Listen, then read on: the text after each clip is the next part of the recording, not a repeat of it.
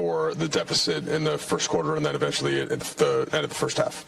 I mean, the trip we just came off, you don't want to use excuses. Sometimes they're not excuses. They're just real-life circumstances. And we knew in order to make a game of it and give ourselves a chance, we had to start the right way. And, you know, obviously getting in very late, dealing with some different types of weather and different elements, it was going to be tough. And so, but still, you know, our group was competitive.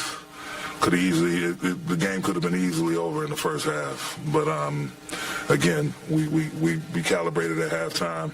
Guys came out, competed their butts off, tried to give us a chance to win, and you know, we didn't come away with the W. But I'm super duper proud of our team on the way they performed tonight after getting down and facing a little bit of adversity within the game, but also just over this last stretch of weeks and month or whatever it's been. Guys just constantly fighting and clawing, and we've mishandled a couple games here and there in terms of allowing teams to stay close or get back into it, whatever. But nonetheless, this is a prideful, competitive group, and we had some things that just didn't go our way, and you know, it was definitely a lack of energy at the outstart and lack of execution. But we pulled ourselves together to try to give ourselves a chance, and that's all you can ask for. Ty Lue played Kawhi, I think, 43 minutes the whole second half. Was it difficult for you to think about trying to match some of that by extending AD or LeBron, considering the back-to-back and, you know, 3rd and 4 nights and things along those lines? Yeah, we went over, but they got into a groove, and, you know, you just try to be as responsible as possible with your players' health. So it was no way we were going to allow it. We were going to be able to do that, and our medical staff was going to allow us to do that. So they did what they had to do to get a win, and we did what we had to do to give ourselves a chance to win, not only tonight, but to keep our players in good standing health-wise going forward. You said, so there was a minutes limit tonight for LeBron and AD. Was that kind of? Wasn't really a limit, a range. And again, it's a group decision. So we try to manage and be responsible with that rotation early on. And if we pocket a few minutes and dole out extra minutes in the second half, then we do that, and we did that kind of tonight. But it is what it is. The game's over. There was, I think, with about 6 minutes ago, there was a timeout. You guys were down like 18 or something like that, and you kept your team in the game. Why did you do that, and then what was the value that you saw from that last 6 minutes together? Well, just trying to give them a chance to compete. You know, we had some balls that didn't bounce our way. You know, got caught in some bad positions defensively, had to foul.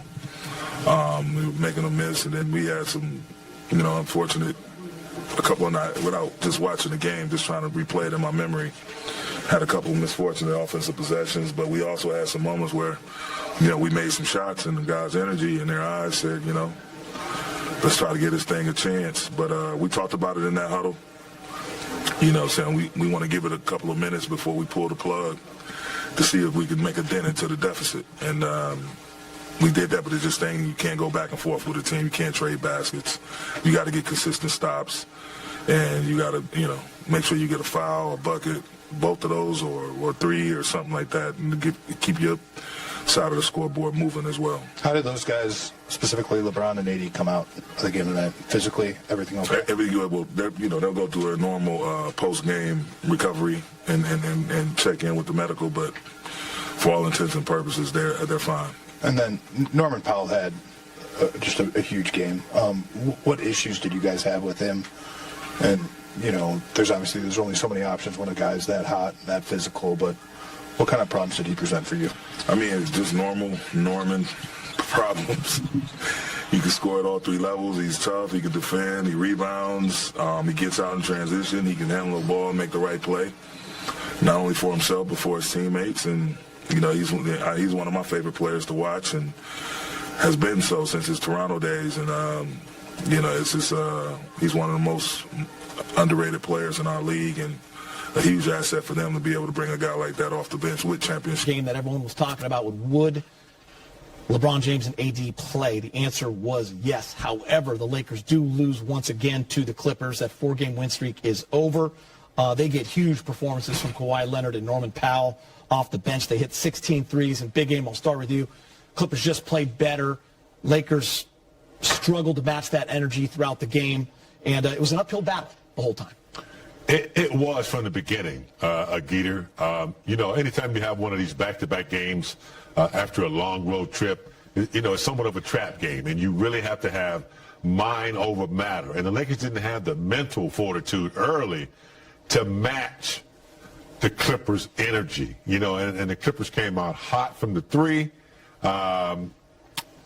Sixth man of the year, I can't think of his name right now. He got really hot, almost unstoppable. And the Lakers just didn't really have the energy. I'm not making an excuse because all NBA teams have similar schedules, and they have to overcome it, but they looked a little bit weary, a little tired, and the Clippers, played a really good game. They got hot, and they took advantage of some matchups that they had, and they won the game. And where they really took advantage, it seemed like, Rob, was the beginning of the game. That energy that they came out with was great. They got that 15-4 lead. Even though the Lakers came back and touched it just for second round, 27-26, then the Clippers went on that other big run. I mean, that 19-point lead in the first half was everything, it seemed like. Yeah, that's the point I was going to make. If you watch this game, and it's like the Clippers was salivating.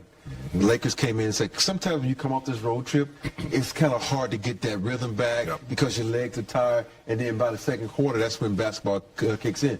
And if you look at the game, the Lakers won the second half. Yeah. It's just that first half, they got smacked in the face. They got a haymaker, and they couldn't get back from that, So if you look at this game, you're like, Kawhi was in the first half, and then Norman Powell was in the second half, and they just couldn't find the answer because LeBron pretty much, handled Kawhi in the second half, but Norman Powell got loose, and that was the problem. It's like, who do you stop? You stop the star, but you can't let the others step up. Yeah, Brez, Norman Powell finished with 27 off the bench. He was 10 for 10 from the free throw line, 8 for 15. Bones Highland got hot with 3 threes. Kawhi, 25. Yeah, you look at the Lakers last night. They're in Utah. They go to OT. 3 starters play 42 minutes. They get back early this morning at about 3 or 4 a.m. You need the bench to have a good night. That didn't happen. Schroeder, 2 points. Rui, who'd been playing better the last week or so, he had only 4 points. Powell, you mentioned him, 27 points. He outscored the Laker bench all by himself. So you really needed the backups to come up tonight and say, hey, we're going to help. We're going to help try to get us in that top 6. Now that they lost, it's very likely the Lakers will be in the 7-8 play-in game. Still, some things could change. The Lakers could sneak back into that top 6. Tough one tonight, though, no doubt about it. They look tired, period. Let's talk a little Norman Powell. I know you're impressed with him, big game, Jim.